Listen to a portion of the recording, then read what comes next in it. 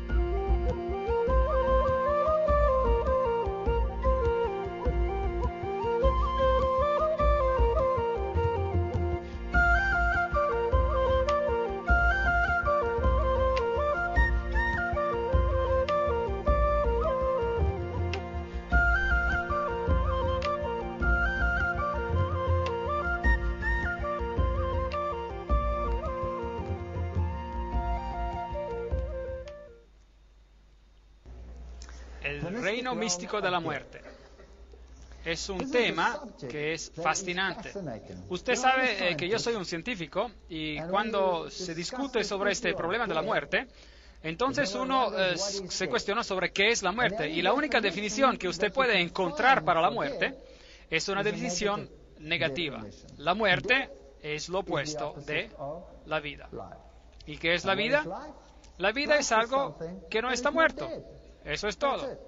Usted realmente no puede explicar la diferencia. Si usted observa las células, y una que está viva y la otra célula que simplemente se acaba de morir, tienen exactamente la misma base química, tienen exactamente las mismas enzimas, tienen todo exactamente idéntico, salvo por una cosa pequeña, y eso es que una de ellas está muerta. Y lo que esa diferencia es algo que ningún científico ha podido alguna vez explicar. Ha sido posible congelar a la vida y reactivar a esa vida, pero nunca ha sido posible hacer que la muerte regrese a la vida.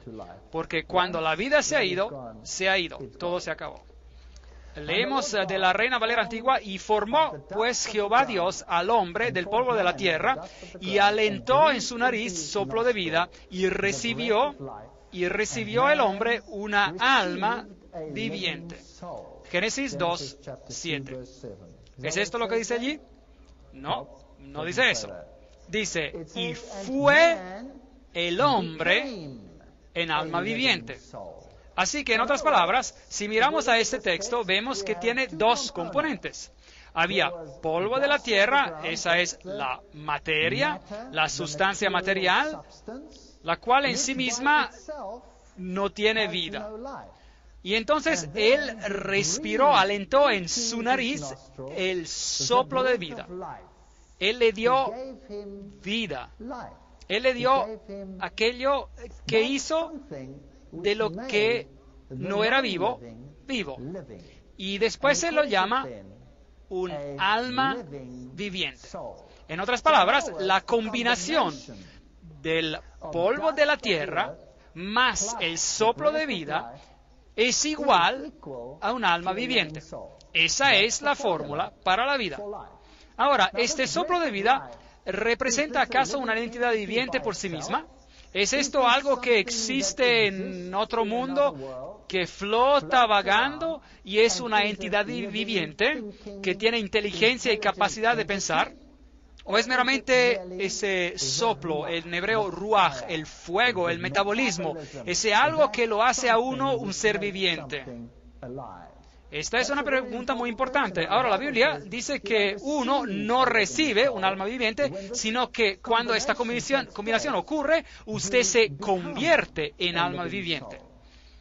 Así que aliento, neshama, en hebreo, es aliento, espíritu. la respiración del hombre, el espíritu del hombre. Así que la palabra respiración es a menudo usada intercambiablemente con la palabra espíritu, ruach, en hebreo. Así que este aliento es algo que hace de un ser viviente. Ahora, si usted piensa sobre esto en términos científicos, el aliento es el intercambio de oxígeno. Y a este intercambio de oxígeno la ciencia le llama el metabolismo. Así que una célula viviente difiere de una que no está viva en que la viviente tiene metabolismo. Hay algo que ocurre en la célula a nivel químico y nadie puede reproducir ese proceso cuando la chispa del metabolismo se ha ido. Ningún científico puede crear la vida. Él puede reunir a todas las sustancias, toda la materia, pero él no puede producir a la vida.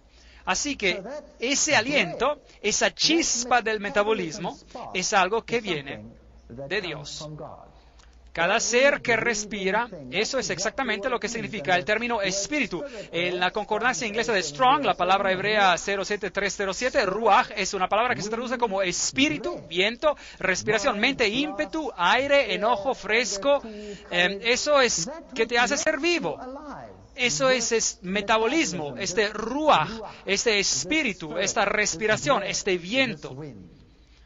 Así que, ¿es este viento una entidad viviente?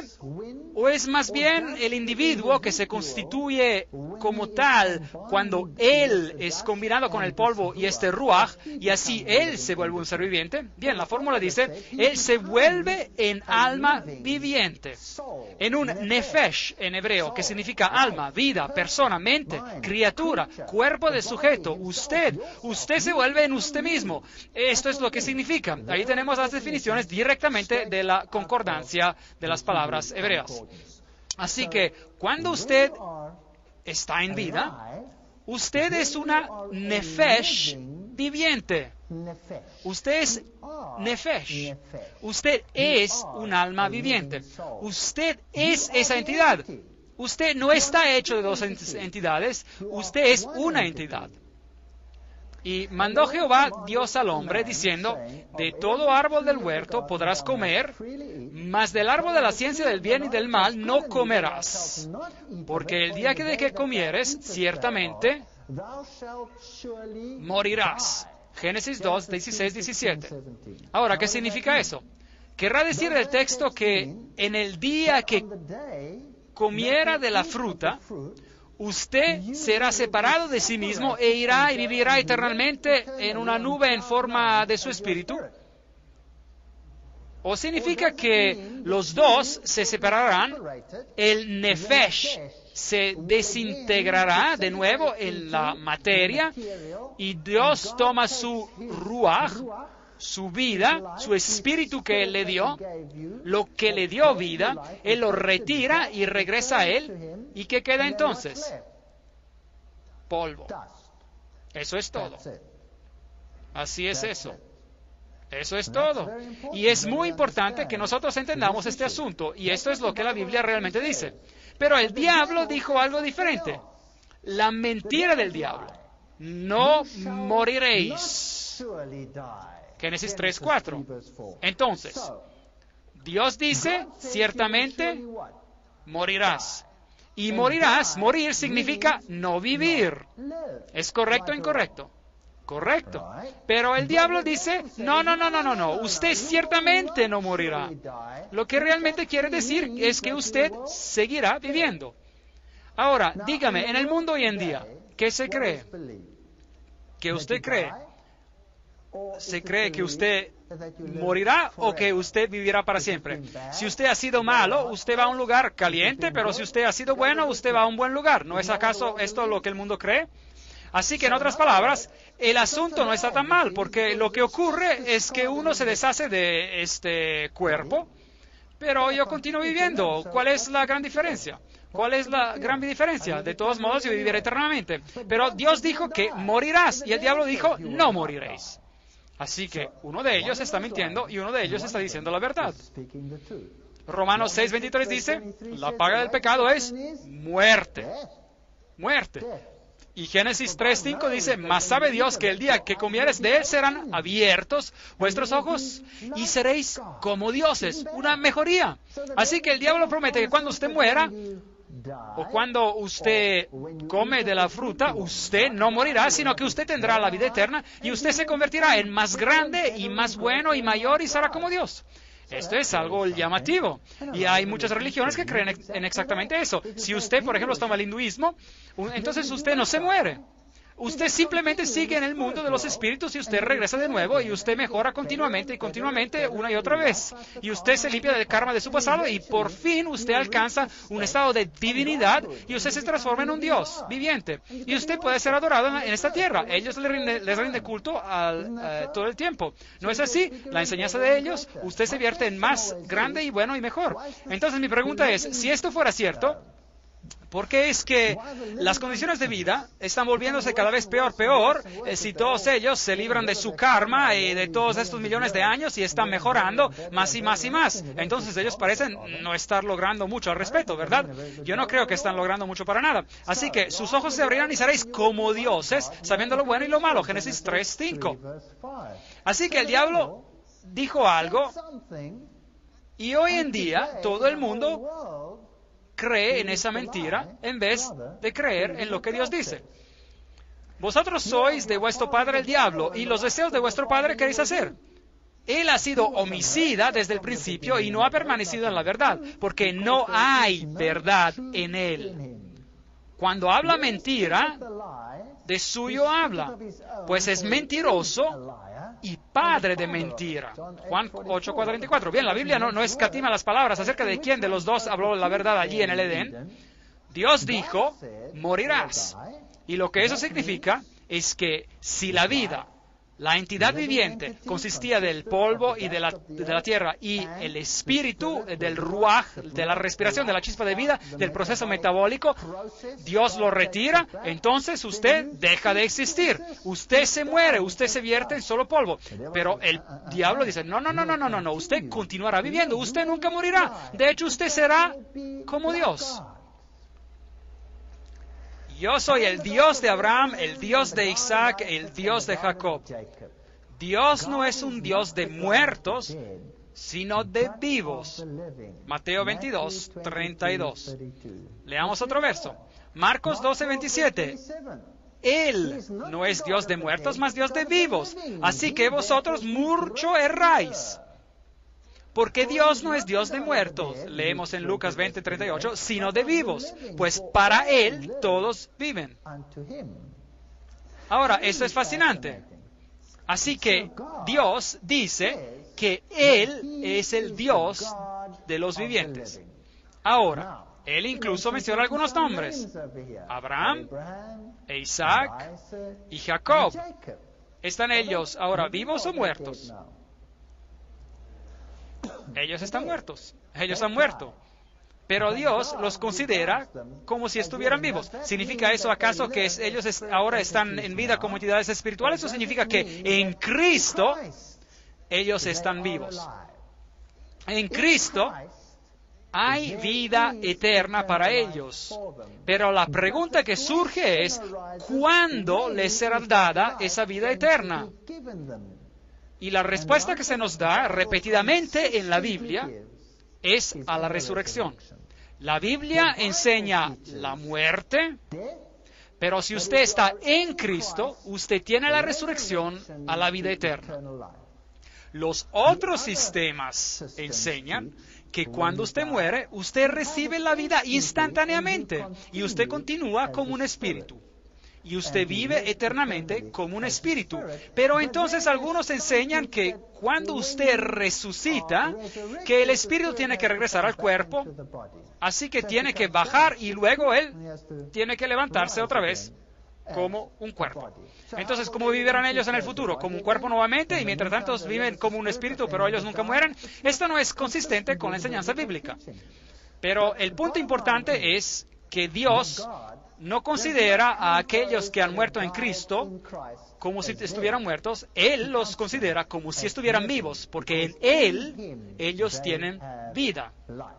Ahora, Osiris, el dios de los muertos. Osiris era adorado no como el dios de los vivos, sino como el dios de los muertos. De hecho, lo más grandioso que le podía ocurrir a alguien era morirse. Porque cuando uno estaba muerto, se reunía con Osiris. Y Osiris era el que le daba a uno bienaventuranza eterna. Así que Osiris era el dios de los muertos, y opuesto a Jesucristo, que es el dios de los vivos.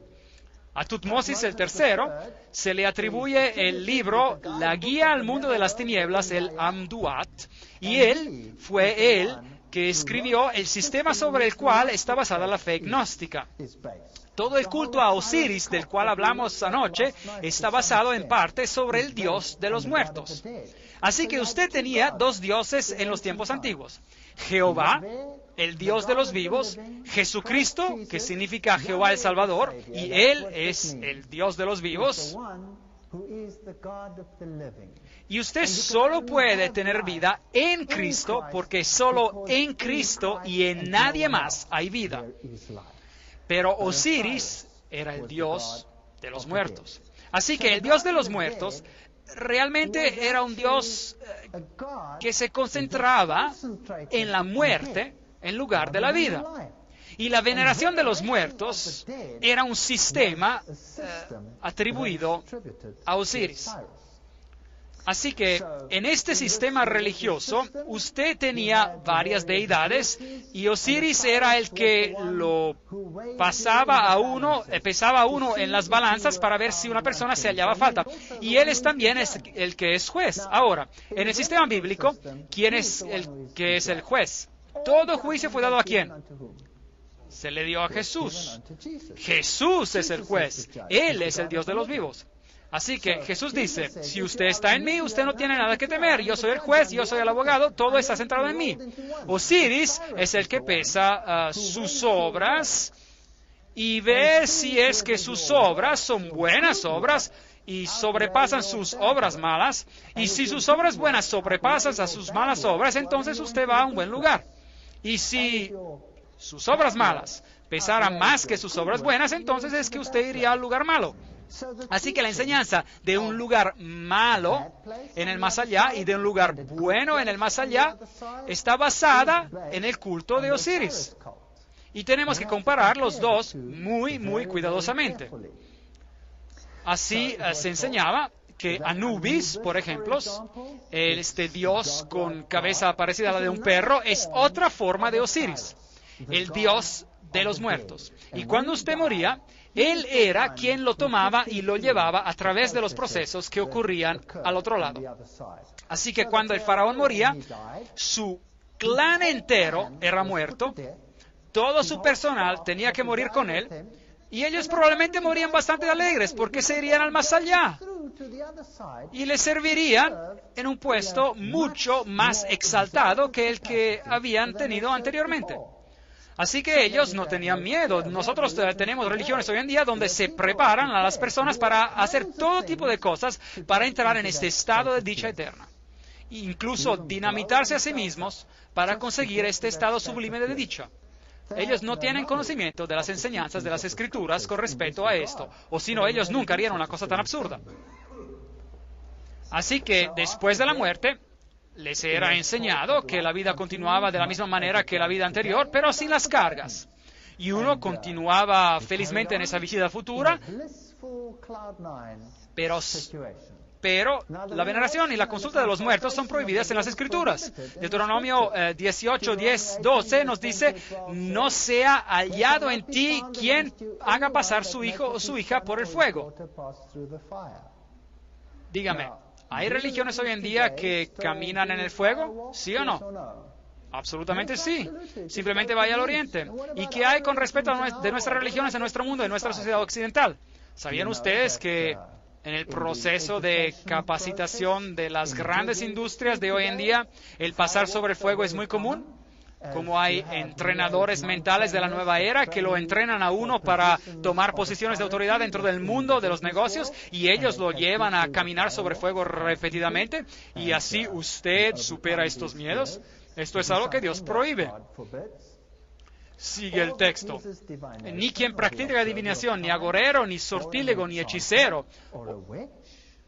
Hoy en día se mira favorablemente a Harry Potter y a sus amigos, ¿correcto? Él es ser un mago o una bruja. Ni encantador, ni adivino, ni mago, ni quien consulte a los muertos, porque es abominable para Jehová cualquiera que hace estas cosas. Y por estas cosas abominables, Jehová, tu Dios, expulsa a estas naciones de tu presencia. Deuteronomio 18, 10 a 12. Increíble. Ahora, si usted fuera exaltado tan favorablemente y tan espiritual y tan cerca de Dios y tan maravillosos, y si usted estuviera muerto, entonces, ¿por qué Dios dice que no es permitido hablar con cualquiera de estos o comunicarse con el mundo espiritual en el más allá? ¿Por qué no es permitido ser un mago? ¿Por qué no es permitido hacer estas cosas? ¿Por qué no? Porque cuando uno está muerto, usted queda totalmente muerto. Entonces, ¿quién está actuando la parte del vivo cuando usted está realmente muerto? ¿Quién es ese entonces?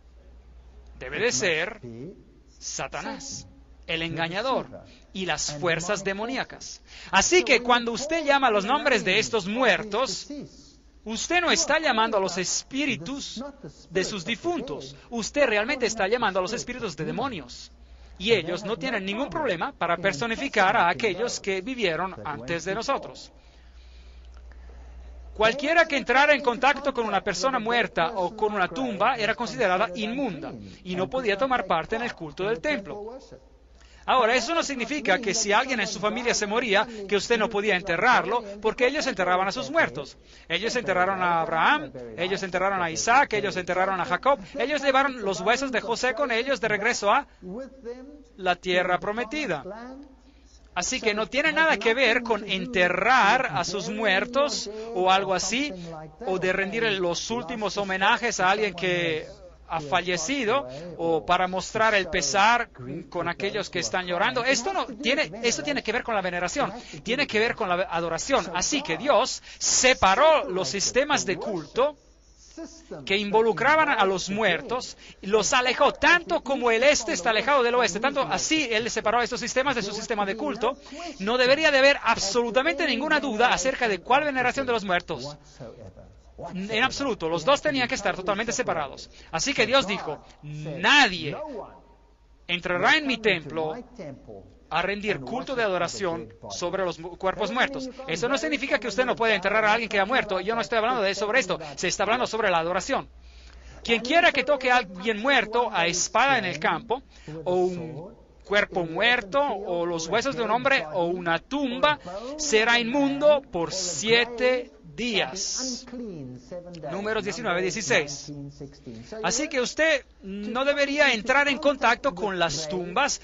¿A qué se debe esto? ¿Por qué hizo Dios una distinción tan estricta sobre esto? Porque el paganismo cree en la veneración de los muertos. En África, de donde yo soy, todas las grandes religiones son basadas únicamente en la veneración de los muertos. Es a través de los difuntos o antepasados que todos son adorados, incluyendo a Cristo.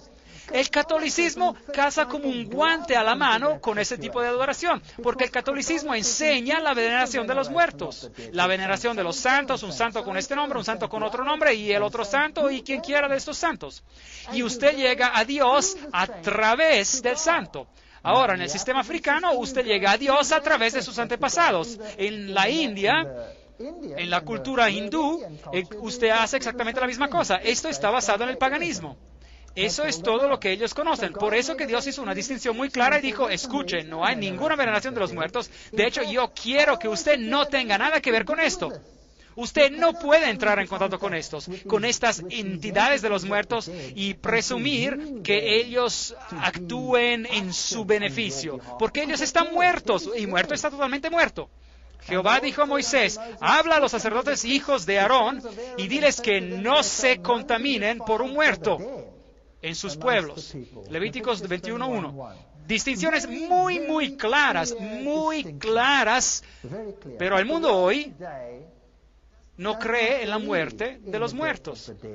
Ellos creen en la mentira que el diablo dijo. Y ellos creen en que la vida continúa después de la muerte. Algunos están supuestamente en la dicha, son los que usted supuestamente contacta. Pero la Biblia dice, ninguno de ellos, el contacto con cualquiera de ellos es equivalente a la brujería.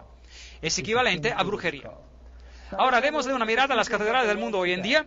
Las catedrales del mundo hoy en día están todas construidas en los antiguos lugares de los cultos paganos. Ninguna catedral puede estar sin cuerpos muertos y tumbas. O de lo contrario, no es una catedral. Una catedral es de hecho una funeraria, es un cementerio. Y Dios dijo, usted no ha de entrar en contacto con las tumbas de los muertos cuando usted viene a rendirme culto. Manténgase apartados del templo durante 7 días. Usted puede llorar a su difunto, está bien, pero no venga a mi templo. Estoy haciendo una diferencia entre el paganismo y el Dios de los vivos. Yo no soy el Dios de los muertos.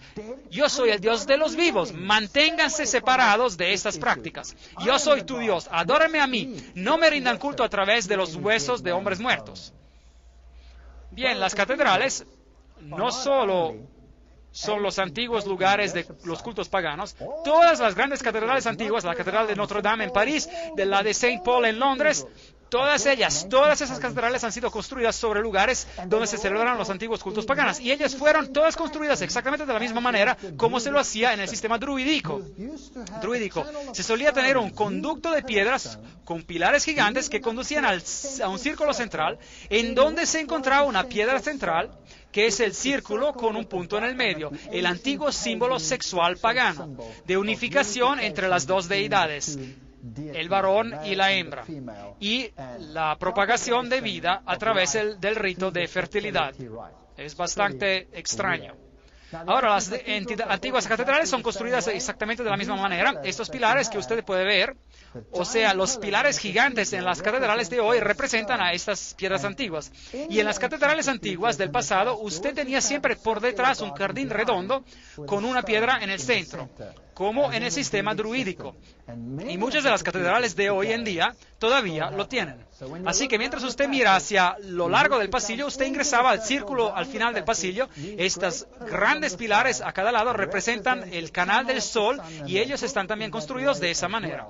Y usted al caminar a través de ellos, y usted atraviesa el ciclo de la regeneración en la escena sexual oculta de la arboleda redonda, donde se encuentra oculto su dios, cualquiera de sus dioses, el dios Pan o el dios de los bosques Diana o algunos de ellos. Y mientras usted camina a través del pasillo, entonces usted está caminando sobre los cuerpos de hombres.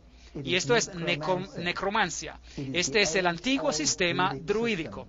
De hecho, no se permite decir una misa en cualquier iglesia de estos sistemas religiosos sin que allí esté un hueso de algún santo muerto bajo del altar. Usted tiene que tener el hueso porque solo a través de los huesos de los hombres muertos o una porción de ellos, cualquiera sea la parte, usted puede llegar a Dios. Increíble. Eso es a lo que Dios prohibió estrictamente. Y es una práctica generalizada hoy en día. Así que en el sistema druídico es esto lo que usted tenía. Allí usted tenía el círculo, aquí lo ve en Stonehenge, en Inglaterra, el círculo definido por las piedras, y en los tiempos pasados allí estaba el canal con piedras a ambos lados, y entonces ellos lo cubrieron a los dos lados y ellos pusieron la construcción puntiaguda en el frente, y esa era entonces la catedral. Está construida y basada en el culto druídico que rendía adoración a los antepasados de los muertos. Estos son los druidas modernos de hoy en día, y usted verá que ellos se visten de manera muy similar a las monjas. Interesante. Bien, aquí está una de las grandes catedrales en Europa, y usted verá allí que hay uno de los jardines circulares. Este hoy en día está ubicado a un lado, y en él, cuando usted camina sobre él, encontrará las tumbas y encontrará los lugares antiguos de adoración pagana. En las catedrales usted tendrá numerosos cuerpos de quien quiera que sea, de reyes y reinas y personas muertas y santos y de cualquiera en general, en cuanto haya muchos cuerpos, pero principalmente personas importantes. Así que aquí en estas catedrales usted encontrará todos estos cementerios algo que Dios prohibió estrictamente. Aquí usted tiene las varias tumbas. Esta es el rey Eduardo en su sepelio oficial. Noten la decoración de los conos de pino y todos esos otros símbolos que se usan en el paganismo. Este en particular aquí es el hueso de un santo. Yo he estado en muchísimas catedrales y yo siempre me he preguntado, ¿quién es el santo en particular que está debajo al altar? Porque en el altar, donde se dice la misa, es donde se encuentran las estructuras de hueso en particular. Así que, por ejemplo, este que tenemos aquí proviene de la catedral en Londres, Inglaterra, donde debajo del altar, en el sótano, usted encontrará estas tumbas y reliquias. Y si usted alguna vez tiene la oportunidad, entonces entre en los sótanos y véalo por usted mismo. Usted los encontrará allí. No hay ni una iglesia católica romana o una iglesia anglicana o alguna de las iglesias paganizadas donde usted no encontrará estos huesos. Y los ponen en lugares prominentes. Al entrar en las iglesias, aquí en esta catedral católica romana hay una tumba gigante. Mire ahí, usted camina a un cementerio. Algo que Dios dijo que usted nunca debe hacer. Aquí está una catedral interesante que yo encontré en Alemania. A propósito, ella tiene el símbolo del Dios Sol ahí. Allí está el altar. Ya sea en el altar o directamente debajo del altar habrá una tumba. Ahora, normalmente usted no lo ve desde adentro de la iglesia. Usted tiene que buscar por afuera de la iglesia, buscar por otra entrada o una entrada lateral en alguna parte. Pero en esta catedral en particular, la entrada estaba adentro de la iglesia, la que conduce al sótano donde usted puede ir y debajo del altar, y claro, allí tiene que haber una tumba, o de otra manera usted no podría decir la misa, porque es la veneración de los muertos. Y yo bajé allí y usé mi cámara a través del lugar solo para mostrarles que allí está la tumba. Y el altar está allí, encima de la tumba. Ese es culto de los muertos. Algunas tumbas destacadas, esta se encuentra en las catedrales de Londres y en cualquier parte de Europa, y donde usted vaya, y cuando usted camina por los pasillos de estas catedrales, encontrará que está caminando sobre los huesos de hombres muertos. Pero todos estos lugares, y este es John Gent, y él se murió en el 13 de agosto del 1767, y usted encontrará otros allí. Ahora, en ese sistema, el dios de los muertos era el dios Seb en el sistema egipcio, y después él se volvió en Saturno, el dios Saturno. Y el símbolo de Saturno era la calavera, que tiene dos huesos cruzados, que también es, por supuesto, el símbolo que usan los piratas, y ese es el símbolo del Dios de los muertos. Pero ese no es el símbolo de Jesucristo. Esta es una catedral católica romana en Europa. Y allí en la cima usted tiene el Fénix. Ese es el símbolo de Lucifer. No es un símbolo de Jesucristo. Y ahí usted tiene a Anubis.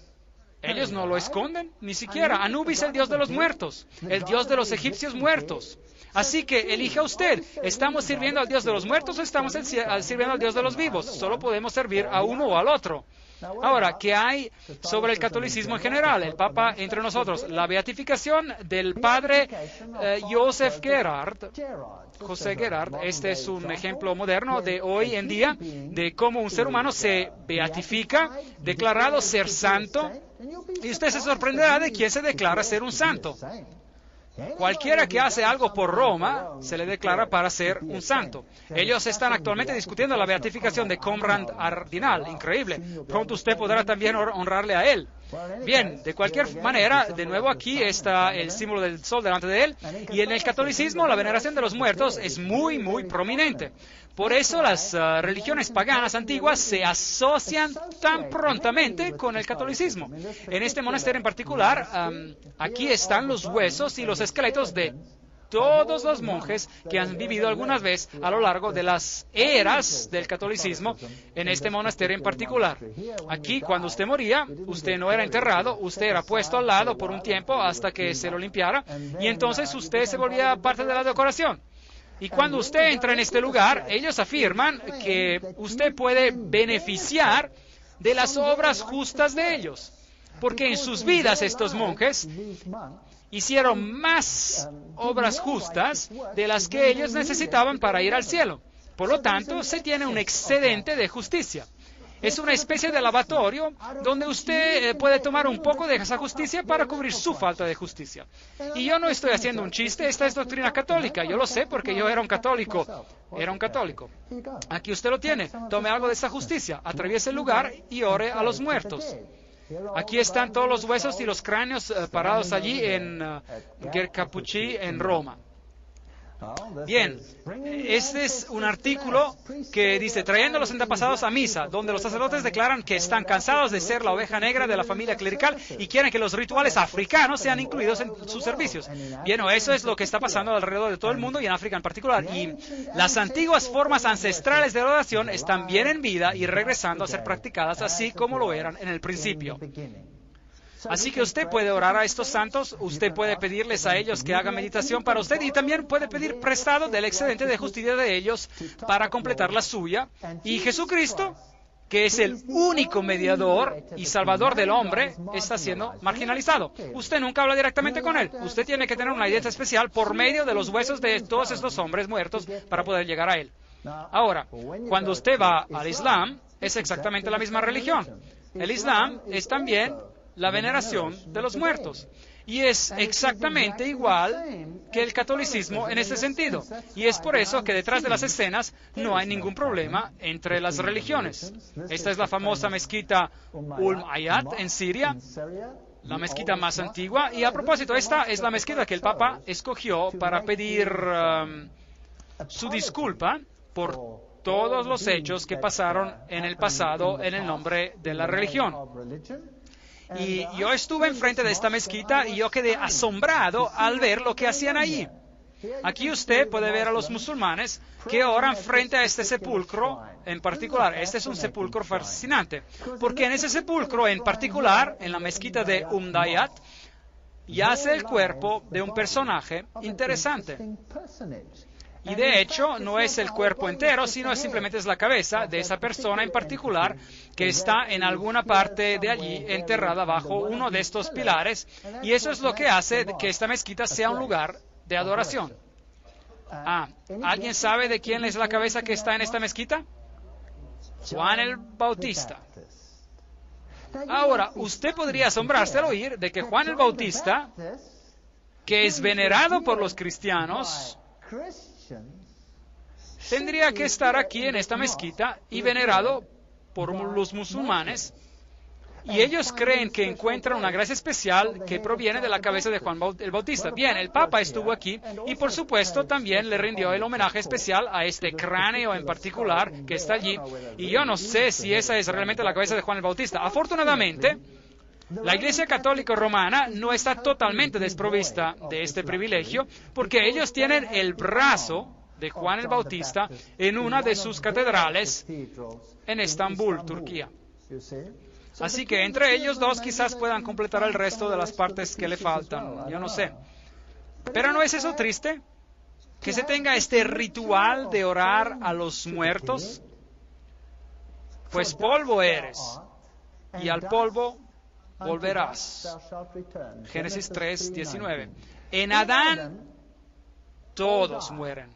Primera de Corintios 15:22.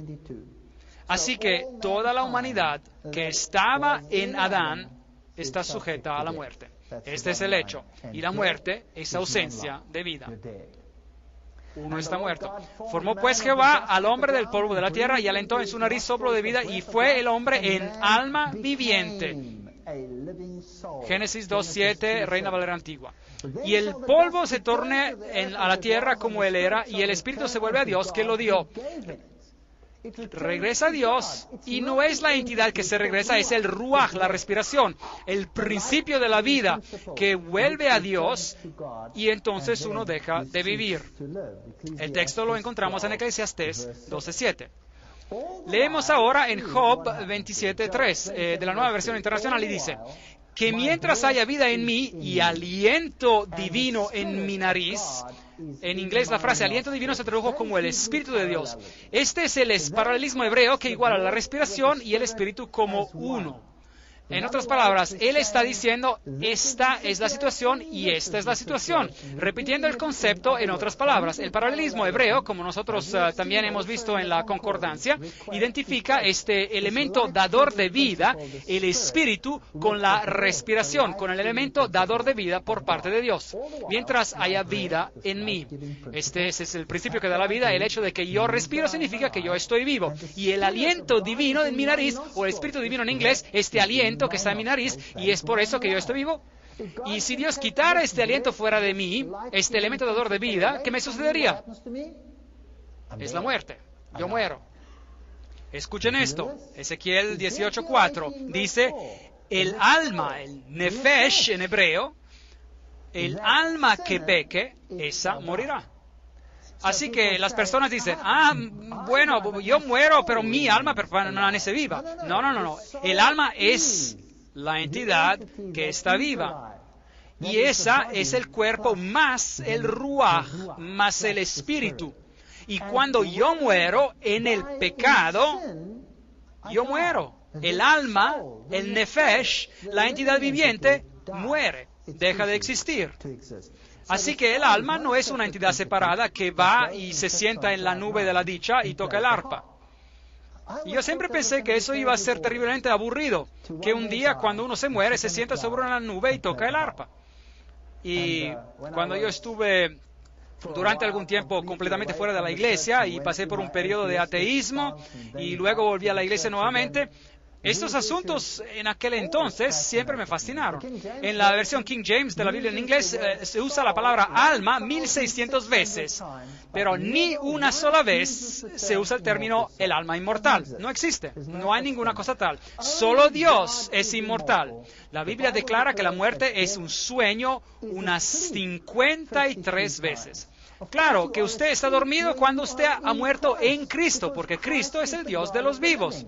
Así que cuando usted muere, la Biblia dice que si usted está en Cristo, es como si solamente estuviera dormido. Dios lo despertará al último día. El hombre, en cambio, veamos a ver qué pasa cuando uno muere. El hombre, en cambio, muere y pierde su fuerza, exhala el último suspiro, el ruaj, el aliento, y deja de existir. Job 14:10. Nueva versión internacional. El hombre expira. ¿Y dónde está? Es el mismo texto, pero en la Biblia de las Américas. ¿Y el hombre expira? ¿Y dónde está? Usted allí encuentra la palabra suspiro en la traducción anterior y que se traduce como expirar. La traducción de este versículo es muy buena, así que sea cuidadoso con la versión de la Biblia que usted escoja. La palabra expirar allí es exhalar su último aliento, ¿correcto? Él exhala su último aliento, así que su aliento se va de él, el elemento dador de vida se va de él. En hebreo, la palabra morir es gavá, quiere decir morir, exhalar, el suspiro, muerto, perecer, expirar, estar a punto de morir. Eso es lo que significa. ¿Y cuánto tiempo esa persona permanecerá en ese estado? Job 14:12. Mientras exista el cielo, no despertará ni se levantará de su sueño. Esa es la enseñanza de la Biblia. Cuando uno muere, es parecido a un estado de sueño. ¿Por cuánto tiempo? Hasta que los cielos dejen de existir. Y a propósito, ¿cuándo sucederá eso? La Biblia dice que cuando Cristo vuelva, los cielos se enrollarán como un pergamino. Así que al regreso de Cristo, hay un despertar de este sueño. Así que usted muere, usted no sabe nada, usted duerme hasta el día de la resurrección. No despertará ni se levantará de su sueño. Démosle una mirada al ejemplo práctico que Jesús nos dejó en Juan 11:11. Nuestro amigo Lázaro duerme. Lázaro era un amigo de Jesucristo. Jesucristo era un amigo de Lázaro. Nuestro amigo Lázaro duerme, pero yo voy para despertarlo de su sueño. Ahora los discípulos pensaron, él se refiere a Lázaro que está enfermo y que ahora está durmiendo. Señor, si duerme sanará. Jesús decía esto de la muerte de Lázaro, pero Jesús lo llamó un sueño.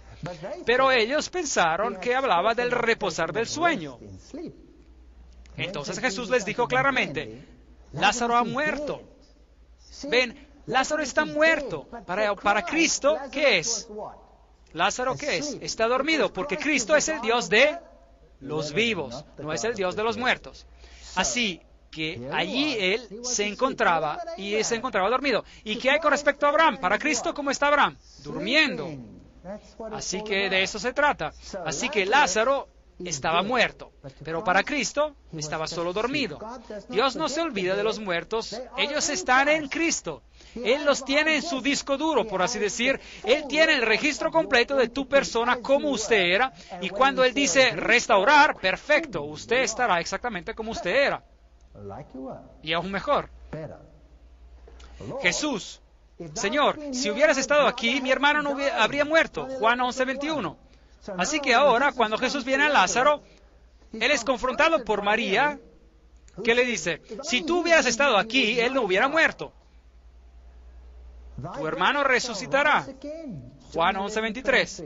Jesús la consuela y le dice, ¿cuál es tu problema? ¿No tienes fe? Tu hermano resucitará nuevamente. Y escuchamos la respuesta de ella.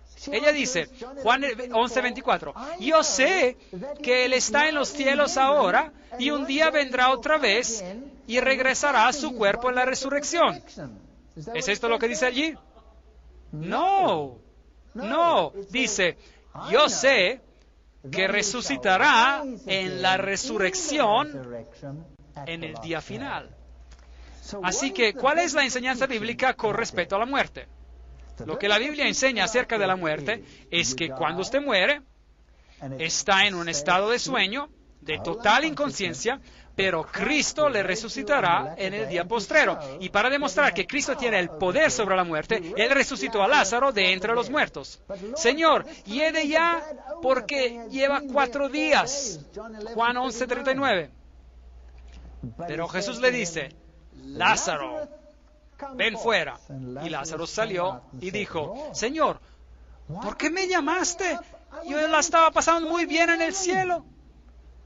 No hay nada de eso en la Biblia. Lázaro continúa con su vida como si hubiese despertado de su dormir. No hay ninguna duda sobre el hecho de que él no había subido al cielo o ido a algún otro sitio en este lapso de tiempo. Y cuando tus días se hayan cumplido y duermas con tus padres. 2 Samuel 7:12. A Daniel le dijo, lean en el último versículo del libro de Daniel, y le dice, Daniel, tú reposarás y te levantarás para recibir tu heredad al fin de los días.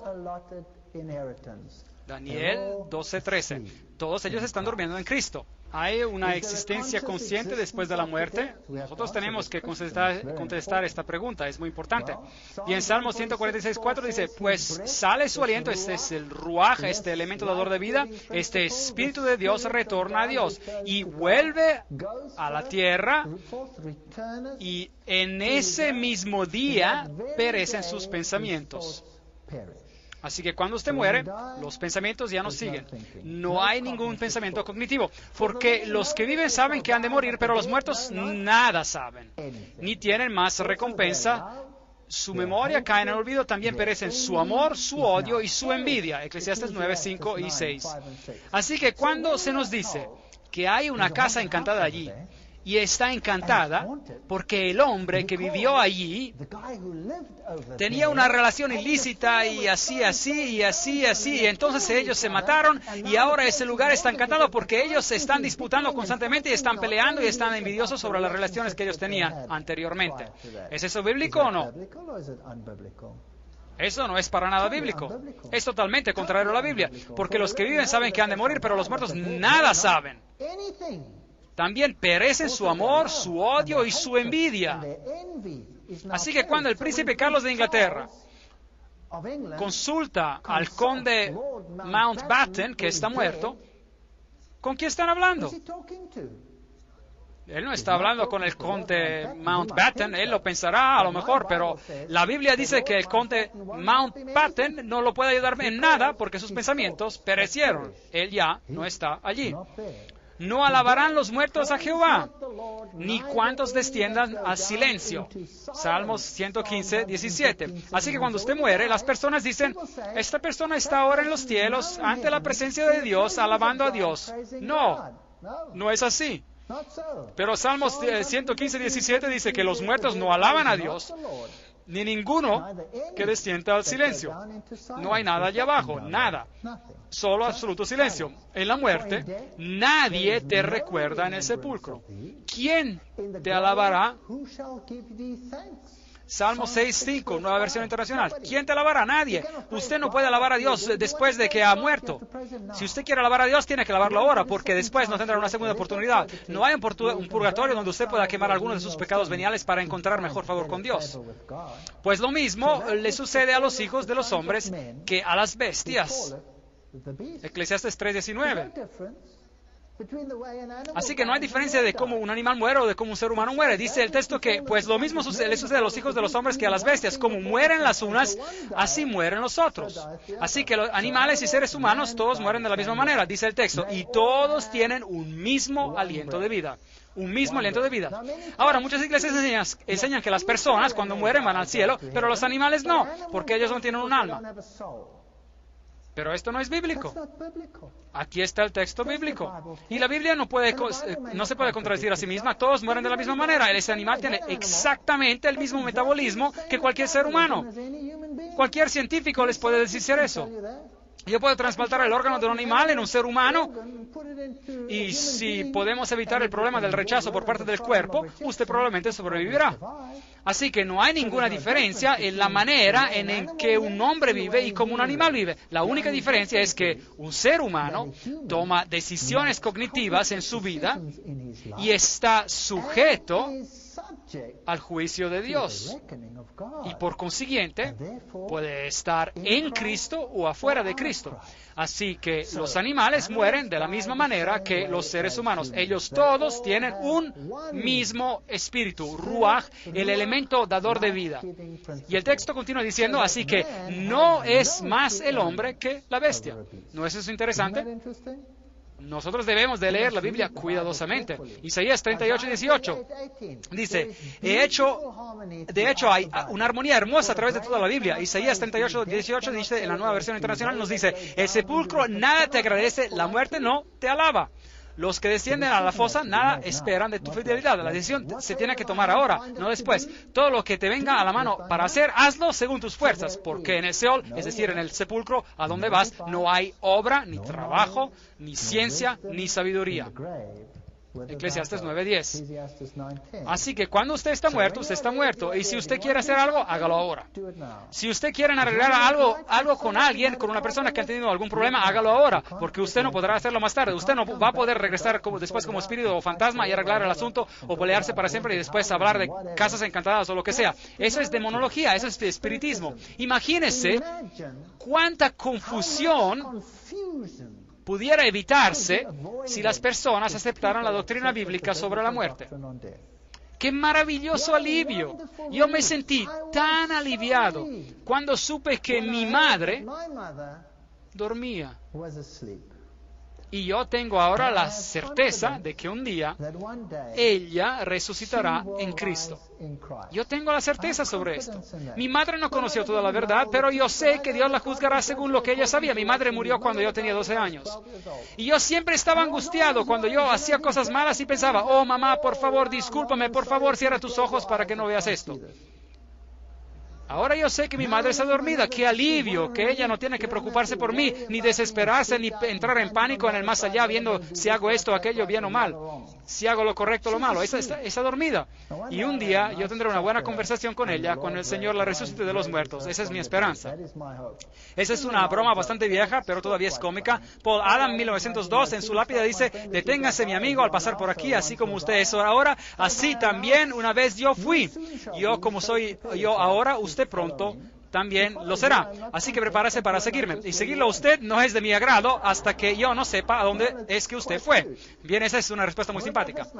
Ahora, ¿qué se puede decir sobre esto? Este es el lugar del nacimiento del espiritismo moderno. En ese sitio estaba la casa de Hydesville, el hogar de las hermanas Fox, y esta es su lápida, y dice, el 31 de marzo del 1848, no hay muerte, no hay muertos. ¿Y ese es el lenguaje de Dios o es el lenguaje de la serpiente? Es el lenguaje de la serpiente. Muy interesante. Ahí están ellas, las tres hermanas Fox. Ellas son las que empezaron el espiritismo moderno porque ellas escuchaban golpes, repiqueteos en las paredes de su casa, y ellas respondían a los repiqueteos, tac, tac, tac, tac. Y entonces los espíritus también, tac, tac, tac, tac. Y así se estableció la comunicación moderna con el mundo de los espíritus. Y se abrió para el mundo occidental. Claro, en las culturas antiguas siempre habían existido esas prácticas, en la cultura africana, en la cultura egipcia, en la cultura babilónica y en la cultura oriental. La consulta con los muertos venía siempre practicada. Pero para la mente moderna, occidental y cristiana, esta fue la cuña de la apertura. El espiritismo dice que los muertos saben más que los vivos. Y la serpiente le dijo a la mujer, no morirás. Génesis 3:4. Así que el espiritismo dice, uno sabe más de muerto. Ahora, y yo les estoy citando a ellos, así también como en muchos otros textos de la Biblia, el diablo dijo la verdad y el Señor el error. La cita es de E.W. Sprague, un espiritista, increíble. Así que el Señor mintió y el Señor estaba en el error y que el diablo es el que dijo la verdad. Muy bien, pues. El espiritismo afirma que los muertos no están muertos. El principio fundamental del espiritismo es que los seres humanos sobreviven a la muerte física. Y que de vez en cuando, bajo condiciones que todavía no están totalmente claras, nosotros podemos comunicarnos con aquellos que ya han muerto. La cita es de J. Arthur Hill, en Espiritismo, la historia de los fenómenos y de la doctrina, en la página 25. Así que ellos dicen, uno no está muerto, pero la Biblia dice que sí, uno está muerto. Bien, una de las dos fuentes está mal. ¿Es correcto o no? Una de las dos fuentes está equivocada. Dos, el espiritismo afirma que los muertos se comunican con los vivos, que no hay ninguna muerte en el cementerio. Yo tengo conversaciones frecuentes con los muertos. Yo no puedo dudar que las personas vivan después de la muerte porque yo frecuentemente hablo con ellos. Esto es según el Sir Oliver Lodge. Increíble. De hecho, el espiritismo está bien vivo y está siendo practicado en los estratos más altos de la sociedad de hoy. En los más altos estratos de la sociedad. Reyes y reinas, emperadores y presidentes, todos ellos lo practican. Muy interesante. Y es algo que la Biblia prohíbe. El Pensador Progresivo, del 18 de mayo de 1929, dice, lo que el espiritismo es y hace es quitar todo el miedo de la muerte, la cual es realmente el portal hacia el mundo espiritual. Este es el misticismo oriental. Esto es rendirle culto de adoración a Osiris y a Anubis. Y él enseña que la muerte no es la cesación de la vida, pero un simple cambio de condición, nada más. Y que el espiritismo es el mensaje de Dios a los mortales declarando que no hay muerte. Que todos los que han ya fallecido siguen viviendo. Que hay esperanza en la vida del más allá, aunque uno sea el más pecador. Así que siga pecando, no es importante porque usted puede arreglarlo más tarde. Eso es interesante.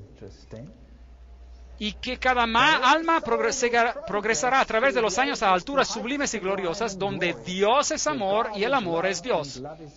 Y yo siempre digo, miren a India, miren a Calcuta, a ver si es que los miles de años de reencarnación han mejorado la calidad de la vida ahí. Es ridículo. Es la mentira más patética en el universo. Y el diablo la originó y el mundo la cree. Esa es la verdad del asunto. Como nube que se desvanece y pasa, así es el que desciende al Seol, es decir, al sepulcro, no subirá de ahí, no volverá más a su casa. Job 7, 9 a 10. Usted no puede hablar con los muertos porque los muertos no saben nada. Si usted se comunica con los muertos, usted está hablando a un demonio que dice, yo soy tal... Yo tengo citas grabadas de estos mensajes. Mi suegro estaba profundamente involucrado en el espiritismo. Él era un miembro muy prominente de la nueva era. Él creía en todo este material. Yo podría contarle historias que usted no creería. No falten a la siguiente conferencia. Trata sobre el movimiento de la nueva era. Increíble. Si sus hijos reciben honores, no lo sabrá. Pero, ¿qué es lo que predicamos en los entierros? Que ellos le están mirando desde arriba. Así que nadie esté triste. Y sigue el verso. Si son humillados, no se enterará. Job 14, 21. ¡Qué consuelo! Que a mi madre nunca vio mis errores o mis malas decisiones o lo que sea, porque ella duerme. Mas vienen los años que están contados y yo me iré por el camino sin regreso. Job 16:22. Hasta que el Señor venga. Y de la manera que está establecido para los hombres que mueran una sola vez y después de esto el juicio. Hebreos 9:27. Se acabó.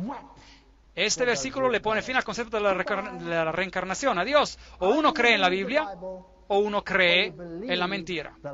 Una de estas dos opciones. No hay ninguna reencarnación. No hay ningún ciclo. No hay ninguna segunda oportunidad. Es ahora o nunca. Está establecido para los hombres que mueran una sola vez y después hay una resurrección y después hay el juicio, sea que a uno le guste o no. Y si os dicen, preguntad a los encantadores de los adivinos que susurran hablando. Susurran y hablan y hacen sonidos interesantes, responded. Hacen sonidos interesantes. Responded, ¿no consultará el pueblo a su Dios? ¿Consultará a los muertos por los vivos? ¿Qué hacen consultando a los muertos para los vivos? Nos dice Isaías 8:19. Hable con Dios. No consulte a los muertos, no consulte a las estrellas, ni a los espiritistas, ni a los brujos, ni a los necromancios, a la ley y al testimonio. Si no dijeren conforme a esto, es porque no les ha amanecido. Isaías 8:20. Si ellos no hablan según la Biblia, olvídese de ellos. Olvídese de ellos. Olvídese de ellos. Están mintiendo. Así que el espiritismo y la muerte están unidos. Pero Dios y la vida están unidos. No os volváis a los encantadores ni a los adivinos. No los consultéis contaminándoos con ellos. Yo soy Jehová, vuestro Dios. Levítico 19:31. Quizá para algunos las películas de Harry Potter son agradables, pero ellas siembran semillas en las mentes jóvenes que madurarán en frutos de injusticia. Entidades espirituales que salen de armarios aullando por los lugares, los buenos espíritus, los malos espíritus, las brujas buenas, las brujas malas. ¡Qué cantidad de basura!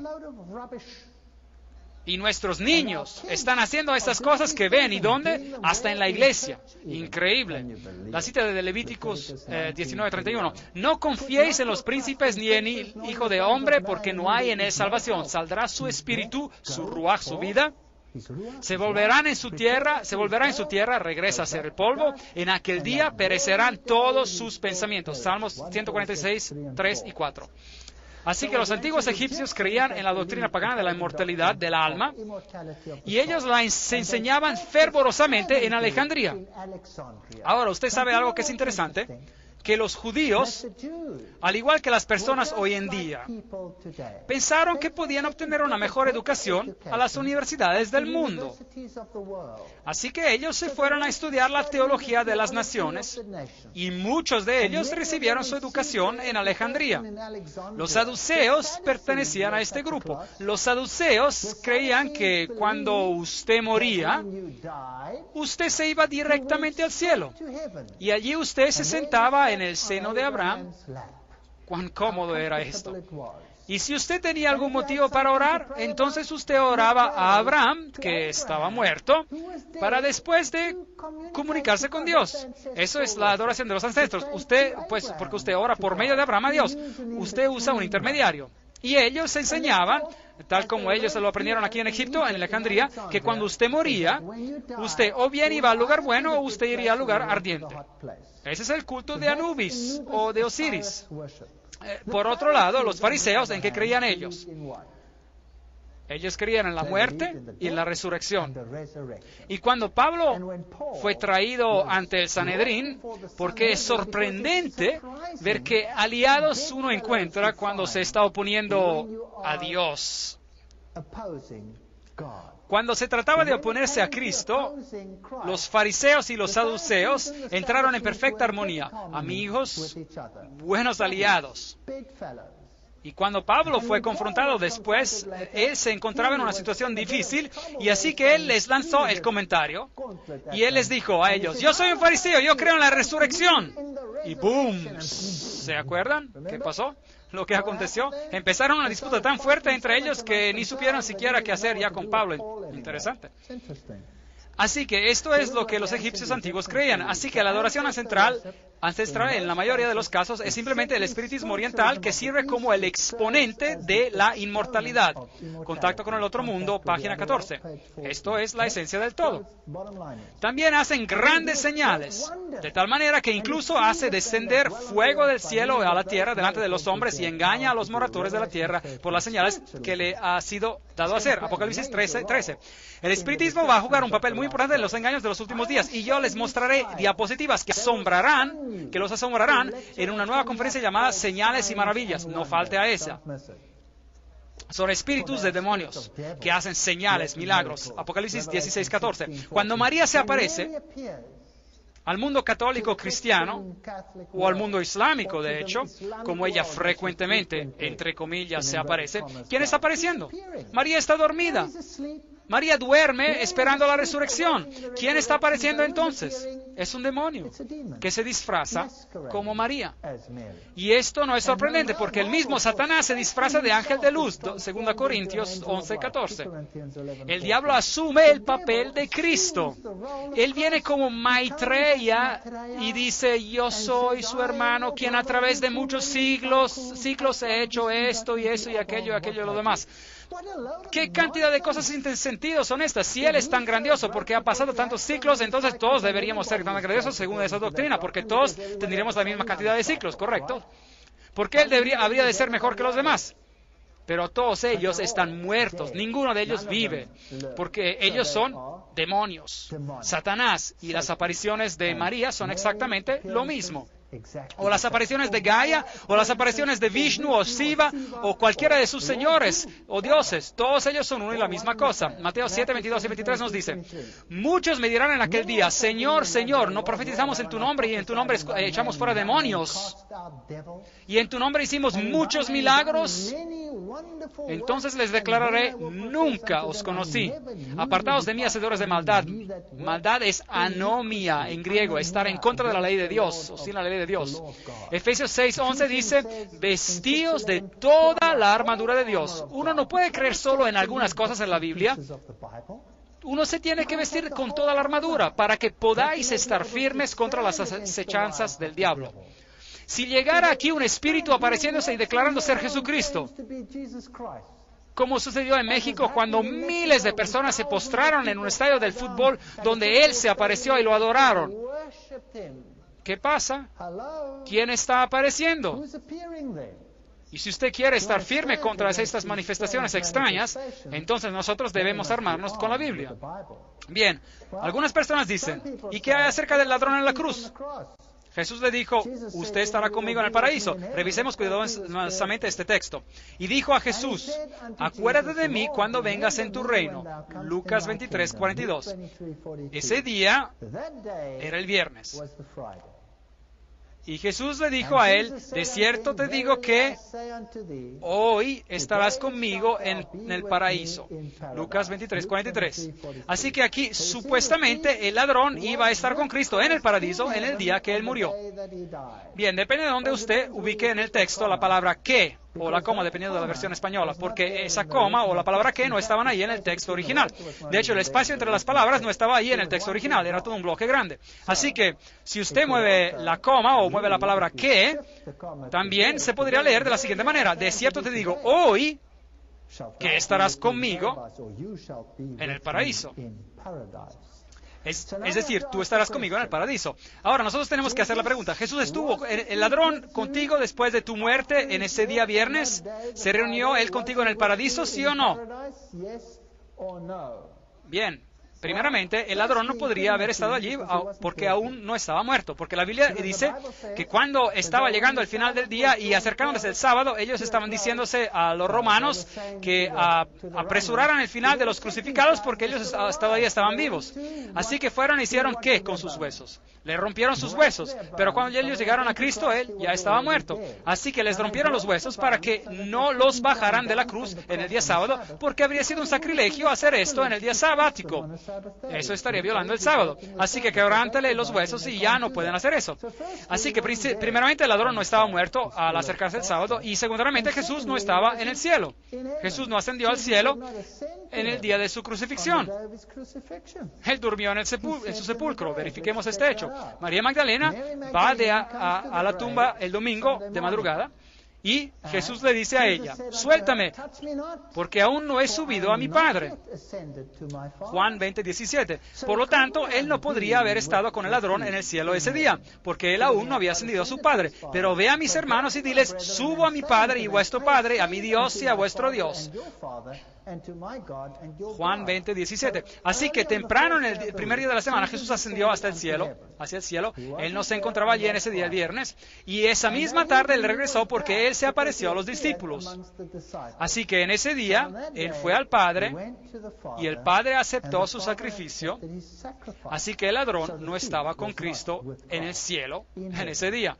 Así que Cristo dijo, de cierto te digo hoy que estarás conmigo en el paraíso.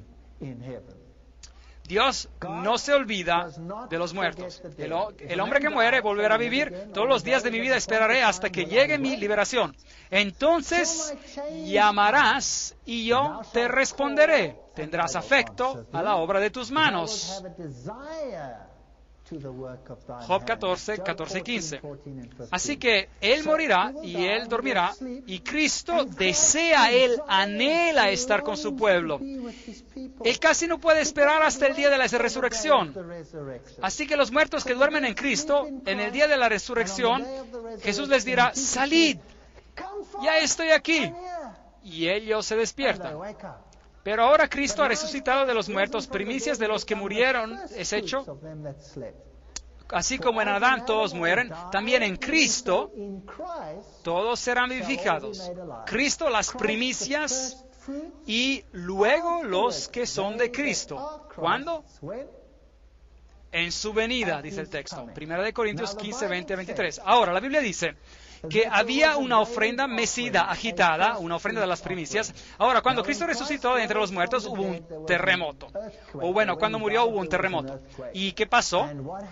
Las tumbas se abrieron y los muertos resucitaron.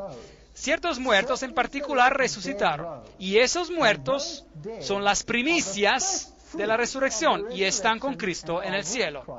Así que algunos ya están en el cielo. Y además hay otros que también están en el cielo. Enoc nunca murió. Él se fue al cielo.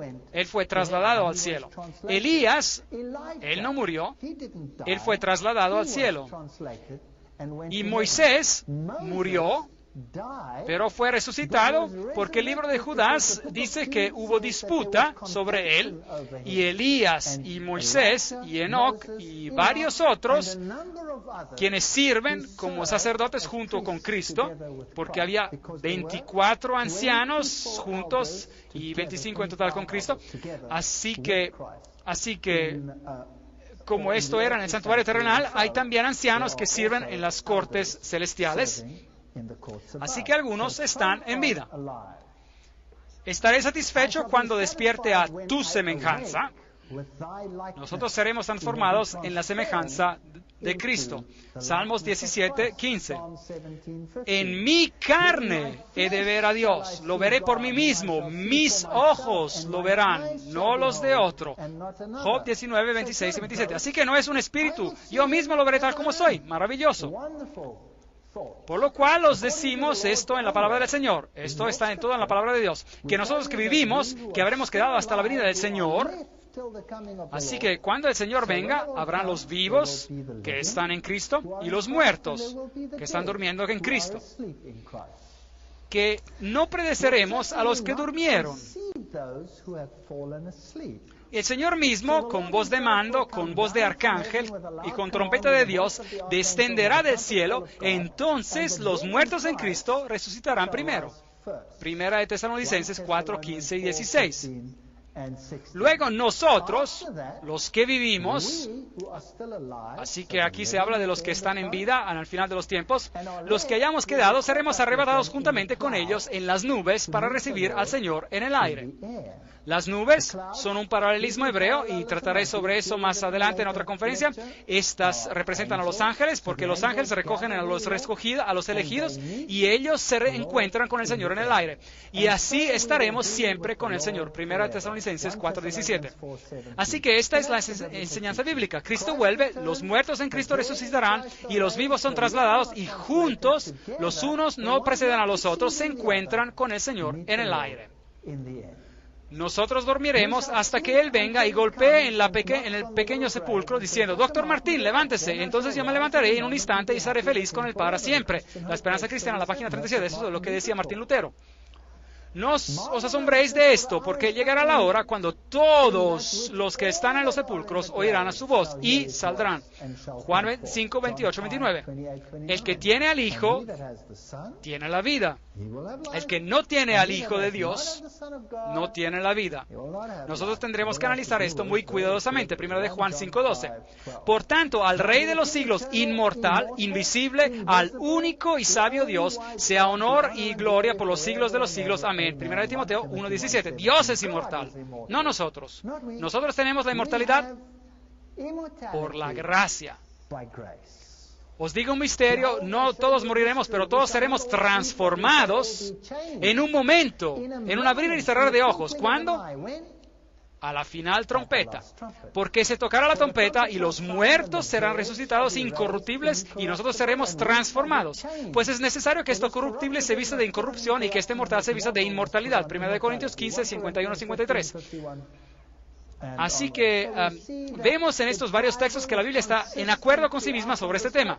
En la fe murieron todos estos sin haber recibido lo prometido.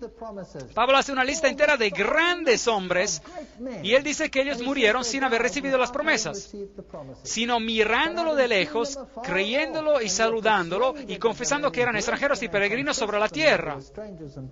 Hebreos 11:13. La promesa de la nueva tierra ha de venir en el futuro.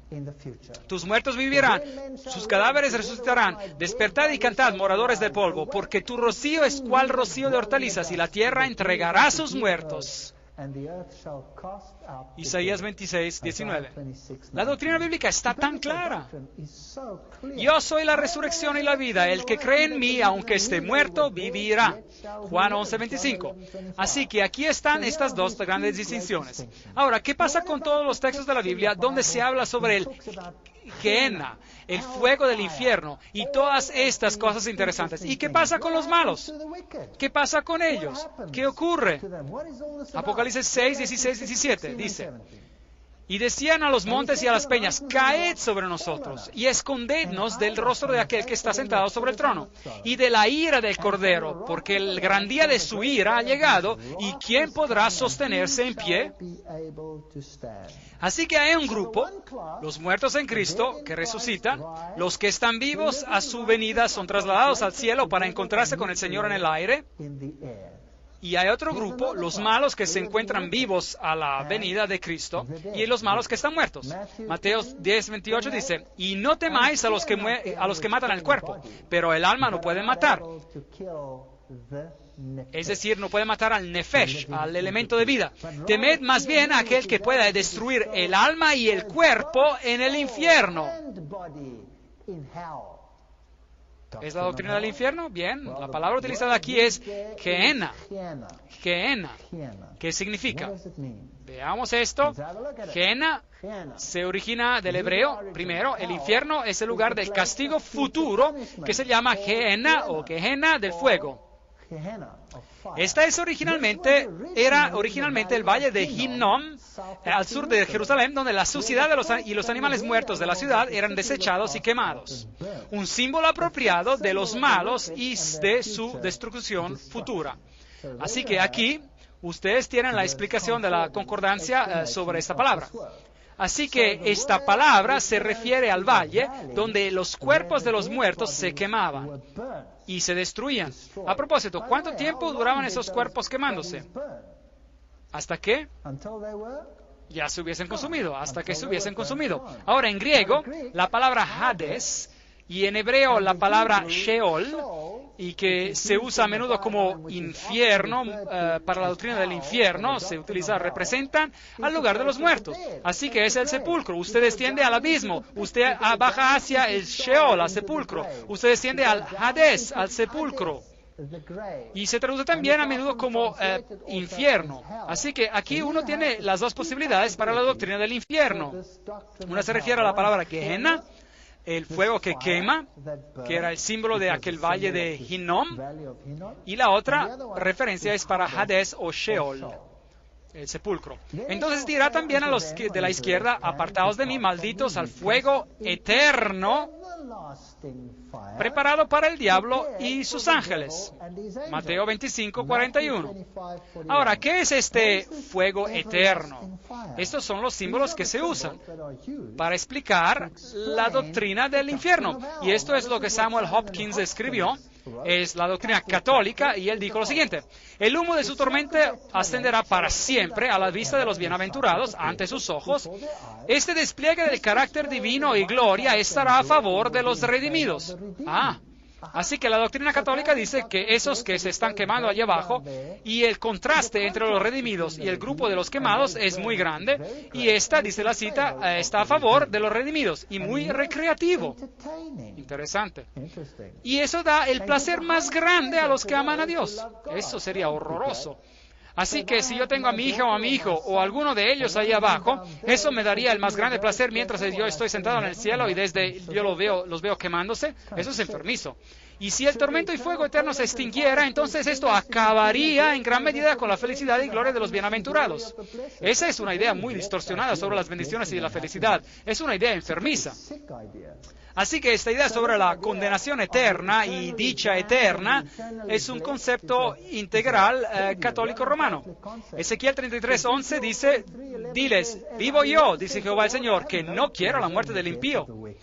A Dios no le gusta la muerte de ellos, sino que, y dice el texto, sino que se vuelva el impío de su camino y que viva. Volveos, volveos de vuestros malos caminos. ¿Por qué habéis de morir, casa de Israel? Dios no tiene el carácter de que se retrata ahí. Porque yo no quiero la muerte del que muere. Ezequiel 18:32. Esos versos son una espada al corazón de la doctrina católica. La religión católica de Martin, página 290, dice que en el Concilio de Trento se decidió que en el purgatorio las almas solo pueden pagarle sus deudas a través del sufrimiento.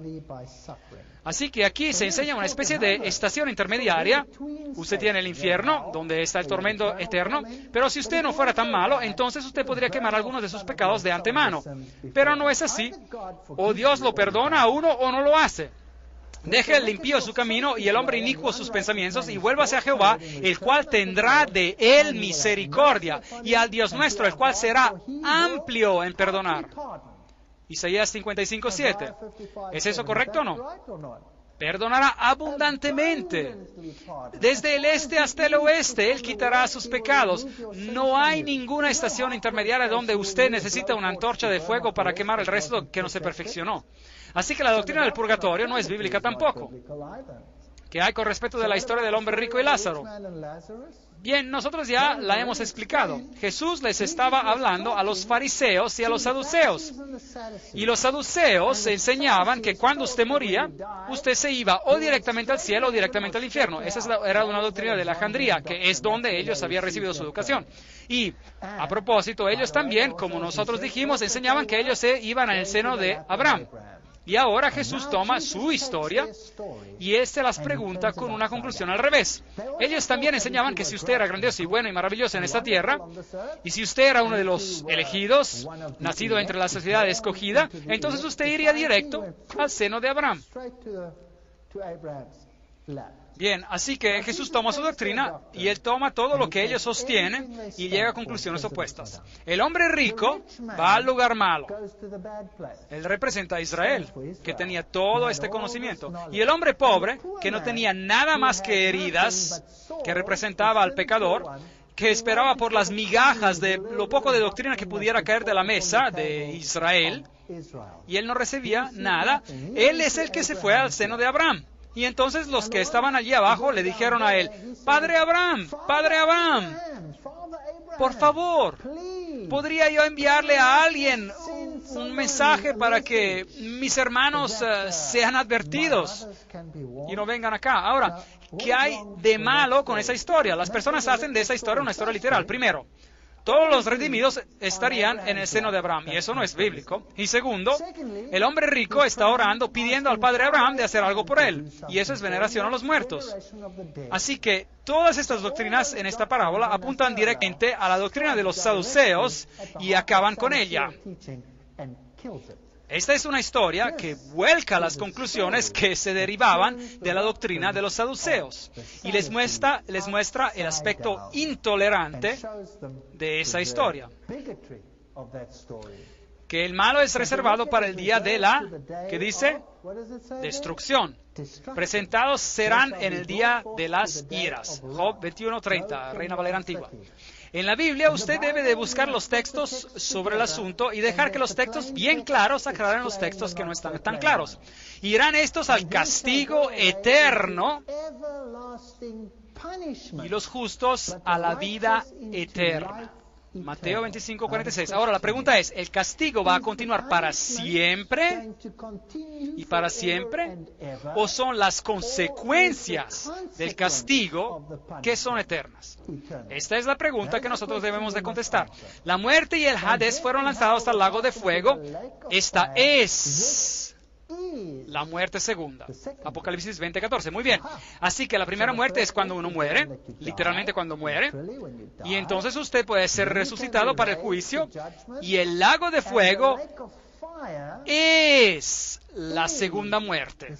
Así que el que es condenado muere por segunda vez, y el que no se halló escrito en el libro de la vida fue lanzado al lago de fuego, que es la segunda muerte. Apocalipsis 20:15. Así que, ¿por cuánto tiempo se quemarán los impíos? ¿Es este un sufrimiento eterno o son las consecuencias las que son eternas? Mas los impíos perecerán. Los enemigos de Jehová serán consumidos como la grasa de los carneros, se disiparán como el humo. Salmos 37:20. Se disiparán, serán quemados, serán consumidos, nos dice la Biblia. Ahora la Biblia nos dice que ellos serán quemados y serán consumidos. Así que las consecuencias del fuego, del Gehenna, así como esos animales que morían y eran quemados, o aquellos que eran quemados hasta que eran consumidos, ellos serán destruidos, serán quemados y se consumirán. Y de Dios descendió fuego del cielo y los consumió. Apocalipsis 29. Así que ellos serán consumidos. Ciertamente viene el día ardiente como un horno, y todos los soberbios y todos los que hacen maldad serán estopa. Aquel día que vendrá los abrazará, dice Jehová de los ejércitos, y no les dejará ni raíz ni rama. Malaquías 4:1. Ellos serán quemados por completo. ¿Hay ejemplos de esto en la Biblia? Veamos. También condenó por destrucción las ciudades de Sodoma y de Gomorra, reduciéndolas a ceniza y poniéndolas de ejemplo a los que habían de vivir impíamente. Segunda de Pedro 2:6. Ahora, ellos sufrieron las consecuencias del fuego eterno. ¿Y ese fuego ardió eternamente? ¿O fueron las consecuencias las que fueron eternas con respecto a Sodoma y Gomorra? ¿Están todavía quemándose Sodoma y Gomorra? No. ¿Pero por cuánto tiempo han desaparecido? Para siempre. Ese es el concepto hebreo de lo que quiere decir eterno, para siempre y para siempre. Lo que se da a entender es que las consecuencias son para siempre. También Sodoma y Gomorra. El texto se encuentra en Judas 1:7. También Sodoma y Gomorra y las ciudades vecinas, las cuales de la misma manera que aquellos habiendo fornicado e ido en pos de vicios contra la naturaleza, fueron puestas, por ejemplo, sufriendo el castigo del fuego eterno. Este es un ejemplo de las consecuencias eternas de ese juicio. Y serán como si no hubieran existido. Abdías 1:16. En otras palabras, los impíos un día perecerán y dejarán de existir. Dios no los quema para siempre y para siempre y para siempre y para siempre continuamente. Que esto sería increíblemente injusto si fuera así. Por una vida tan corta de hacer lo malo, a causa de esa vida de ser atormentado eternamente. Eso no es el carácter de Dios, ese es el carácter de otro. La Biblia no enseña eso. La Biblia ha sido distorsionada para que supuestamente enseñe eso, pero no lo enseña. Pisotearéis a los malos, los cuales serán ¿qué? Ceniza bajo las plantas de vuestros pies, en el día en que yo actúe, dice Jehová de los ejércitos. Así que aquí está el punto.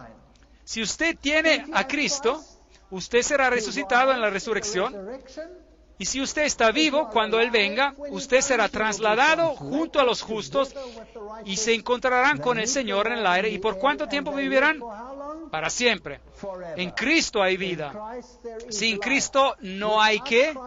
No hay vida, solo hay muerte. Y estas personas resucitarán, serán juzgadas y se darán cuenta de por qué no recibirán la vida eterna, y entonces descenderá fuego del cielo y las personas sufrirán por un tiempo el tormento de la Gehenna, que se extingue. Y así se desaparece. ¿Y por cuánto tiempo? Para siempre. Para siempre. Pisotearéis a los malos, los cuales serán ceniza bajo las plantas de vuestros pies en el día en que yo actúe, dice Jehová de los ejércitos, Malaquías 4:3. ¿Y qué con Satanás? ¿Vivirá él acaso para siempre? ¿Se nos hará recordar permanentemente de la maldad y la tristeza de este planeta? No. Ezequiel 28, 18 y 19 nos dice: yo pues saqué fuego de en medio de ti, aquí está refiriéndose a Satanás, el cual te consumió, y yo te puse en ceniza sobre la tierra a los ojos de todos los que te miran.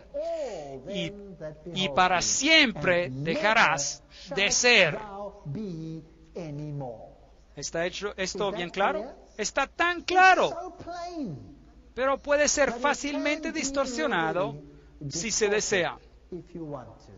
Y la tierra y las obras que en ella hay serán quemadas.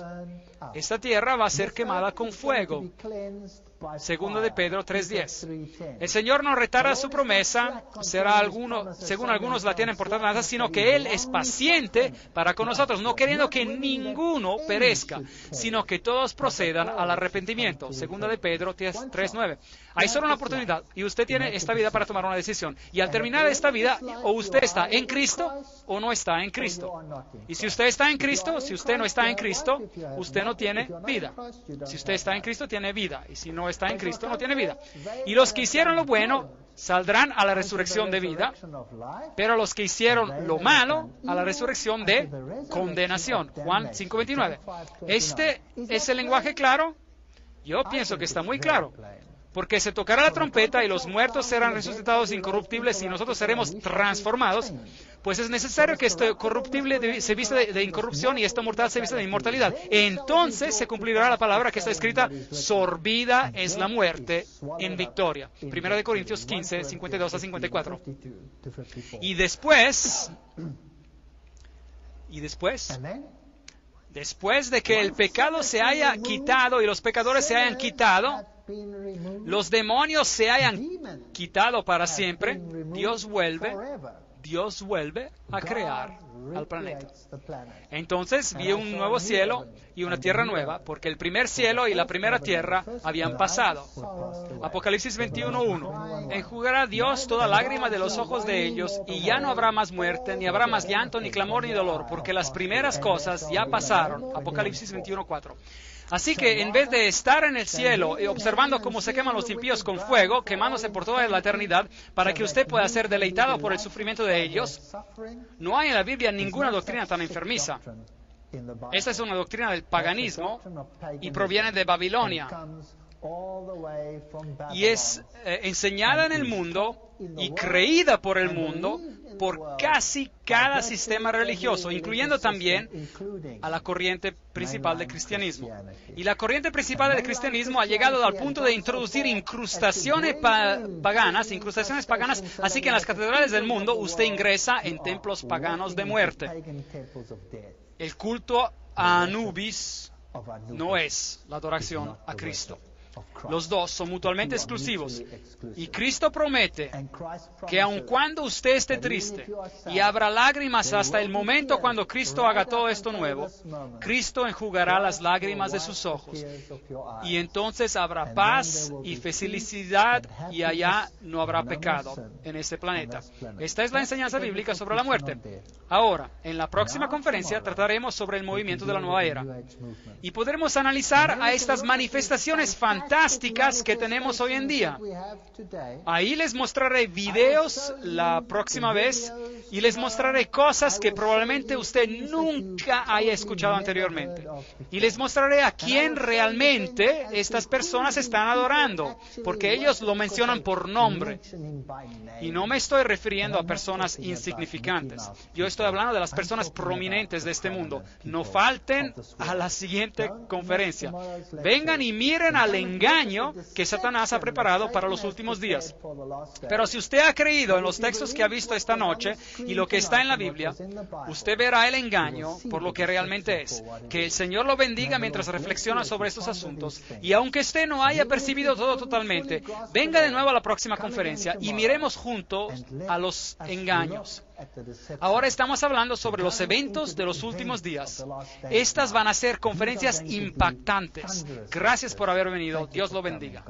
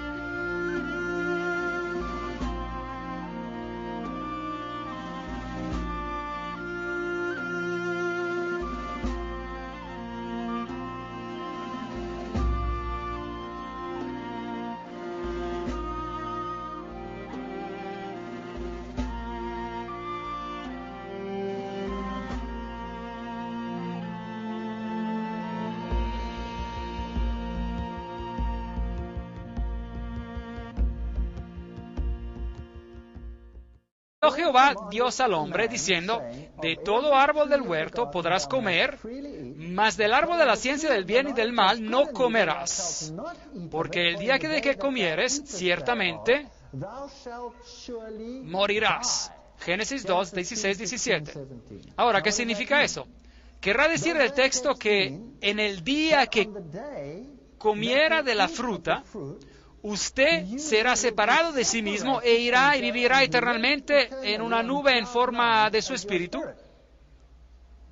O significa que los dos se separarán, el nefesh se desintegrará de nuevo en la materia y Dios toma su ruach, su vida, su espíritu que Él le dio, lo que le dio vida, Él lo retira y regresa a Él. ¿Y qué queda entonces? Polvo. Eso es todo. Así es eso. Eso es todo. Y es muy importante que nosotros entendamos este asunto. Y esto es lo que la Biblia realmente dice. Pero el diablo dijo algo diferente. La mentira del diablo. No moriréis. Génesis 3:4. Entonces, Dios dice, ciertamente morirás. Y morirás, morir significa no vivir. ¿Es correcto o incorrecto? Correcto.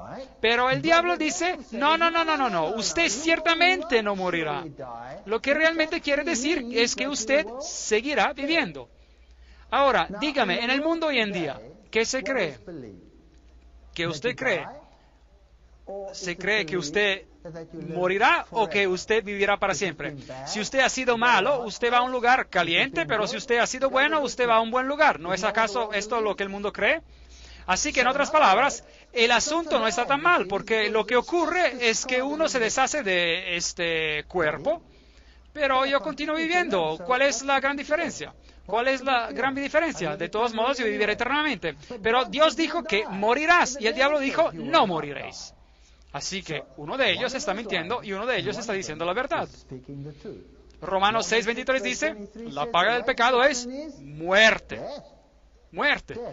Y Génesis 3:5 dice, mas sabe Dios que el día que comieres de él serán abiertos vuestros ojos y seréis como dioses. Una mejoría. Así que el diablo promete que cuando usted muera, o cuando usted come de la fruta, usted no morirá, sino que usted tendrá la vida eterna y usted se convertirá en más grande y más bueno y mayor y será como Dios. Esto es algo llamativo. Y hay muchas religiones que creen en exactamente eso. Si usted, por ejemplo, toma el hinduismo, entonces usted no se muere. Usted simplemente sigue en el mundo de los espíritus y usted regresa de nuevo y usted mejora continuamente y continuamente una y otra vez. Y usted se limpia del karma de su pasado y por fin usted alcanza un estado de divinidad y usted se transforma en un Dios viviente. Y usted puede ser adorado en esta tierra. Ellos les rinden culto todo el tiempo. ¿No es así? La enseñanza de ellos, usted se vierte en más grande y bueno y mejor. Entonces mi pregunta es, si esto fuera cierto, ¿por qué es que las condiciones de vida están volviéndose cada vez peor si todos ellos se libran de su karma y de todos estos millones de años y están mejorando más y más y más? Entonces ellos parecen no estar logrando mucho al respecto, ¿verdad? Yo no creo que están logrando mucho para nada. Así que sus ojos se abrirán y seréis como dioses, sabiendo lo bueno y lo malo. Génesis 3:5. Así que el diablo dijo algo y hoy en día todo el mundo cree en esa mentira en vez de creer en lo que Dios dice.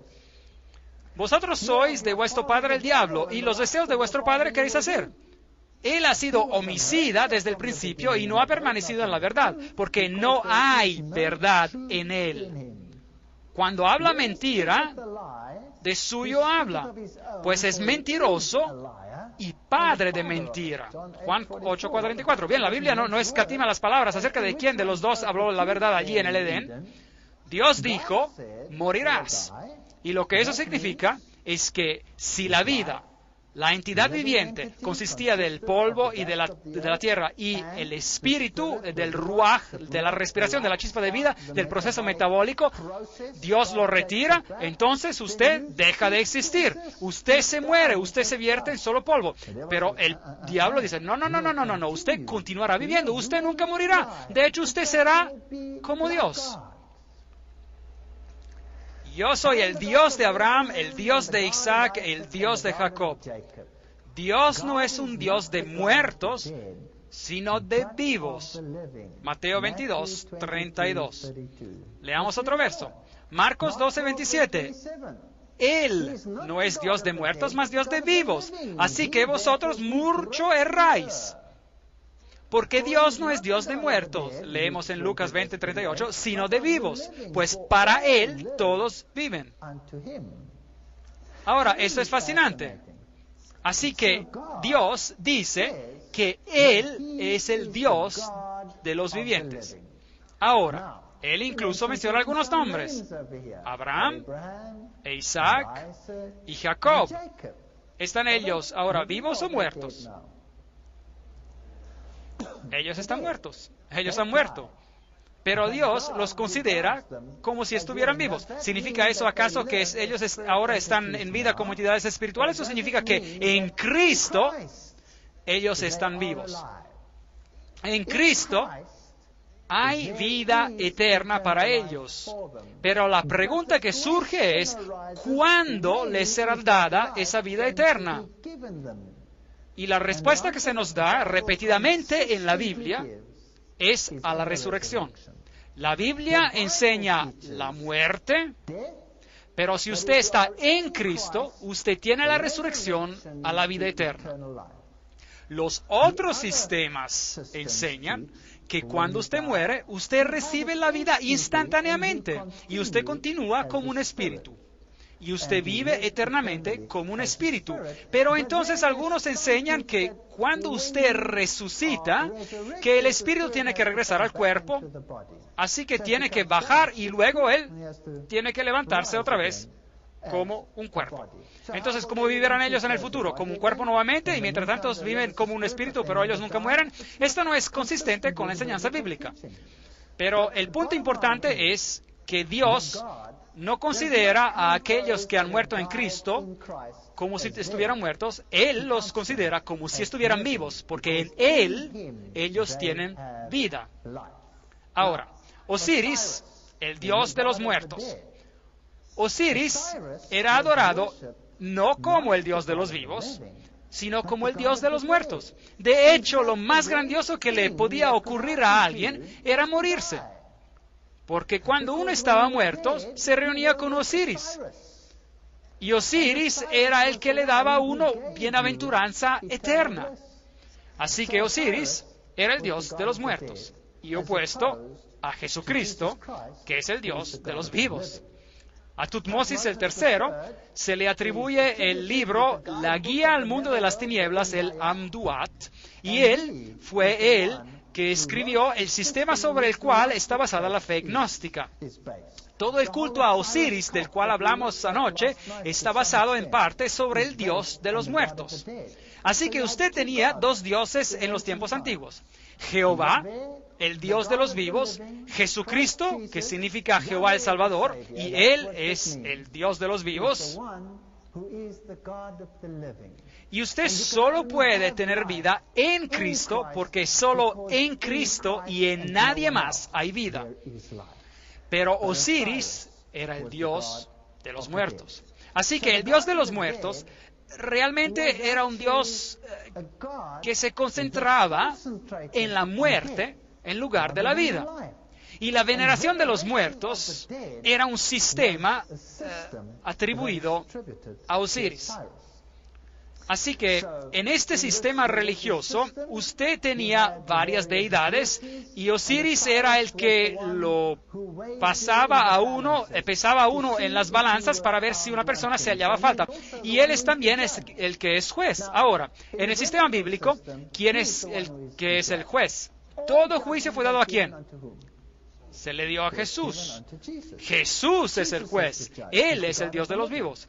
Así que Jesús dice, si usted está en mí, usted no tiene nada que temer. Yo soy el juez, yo soy el abogado, todo está centrado en mí. Osiris es el que pesa sus obras y ve si es que sus obras son buenas obras y sobrepasan sus obras malas. Y si sus obras buenas sobrepasan a sus malas obras, entonces usted va a un buen lugar. Y si sus obras malas pesaran más que sus obras buenas, entonces es que usted iría al lugar malo.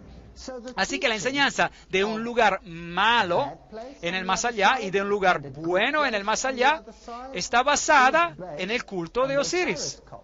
Y tenemos que comparar los dos muy, muy cuidadosamente.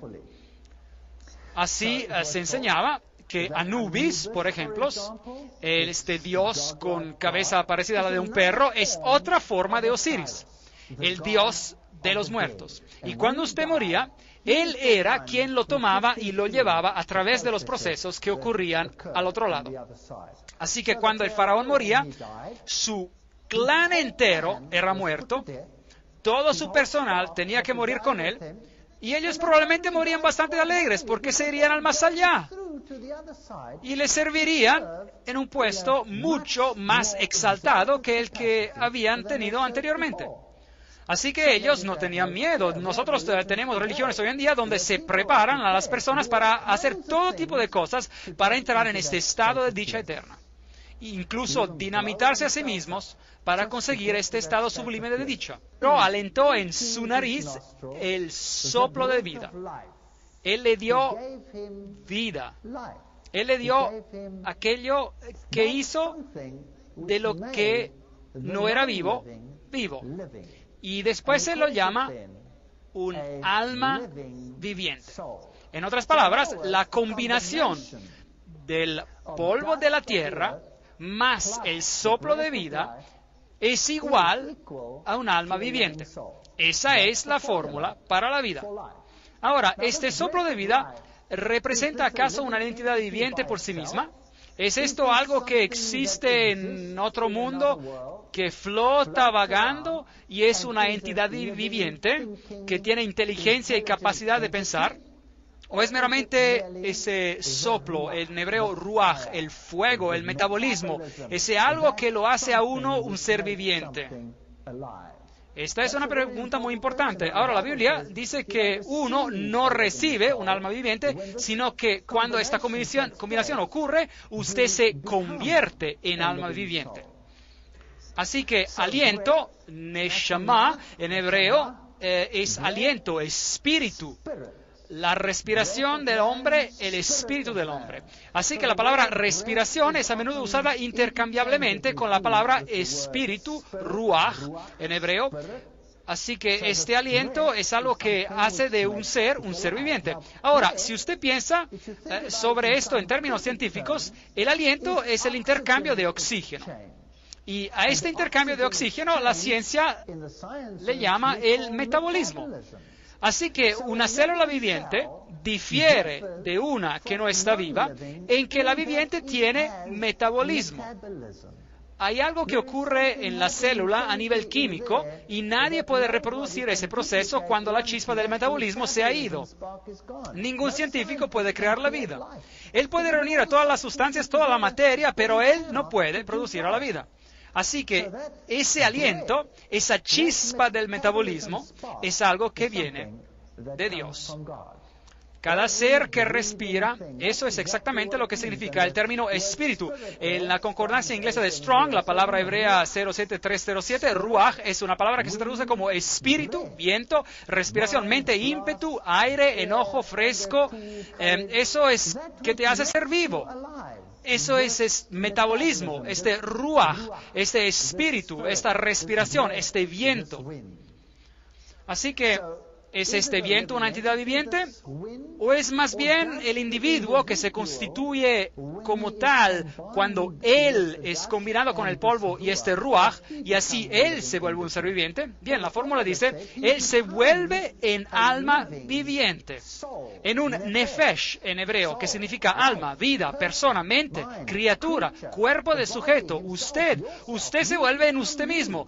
Esto es lo que significa. Ahí tenemos las definiciones directamente de la concordancia de las palabras hebreas. Así que cuando usted está en vida, usted es una nefesh viviente. Usted es nefesh. Usted es un alma viviente. Usted es esa entidad. Usted no está hecho de dos entidades. Usted es una entidad. Y mandó